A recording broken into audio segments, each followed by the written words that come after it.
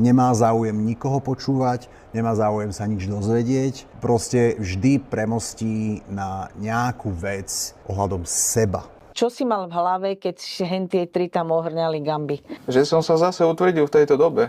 Naozaj sklamaný som touto dobou, ako každá doba je ťažká. To ja sa nemôžem na dobu vyhovárať.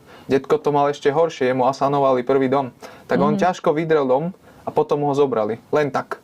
A len tak vybavil jeho brat právnik a jeho druhý brat bol vojak. Len tak to vybavili, aby mu aspoň také drobné dali za to. Lebo oni mu nechceli dať nič. Tak on si to vydrie, mu to zoberie, pôvodný režim, ako sorry, toto sa nerobí. Ako veľa je zástancom minulého režimu, ja som ten nežil, neviem, aké to bolo, ale veľa ľuďom to vyhovovalo. No detko hynul, bohužiaľ to bol preňho to bol ako katastrofa. Tak ja keď teraz mám pohár vody a niekto príde mi ho zoberie, to je v pohode. No nie, ale furt mi utekáš od tých bab. Ja tie baby na... Je to extrémne do seba zahladený človek, ktorý si myslí, že celý svet sa točí okolo jeho problémov, okolo jeho utrpenia.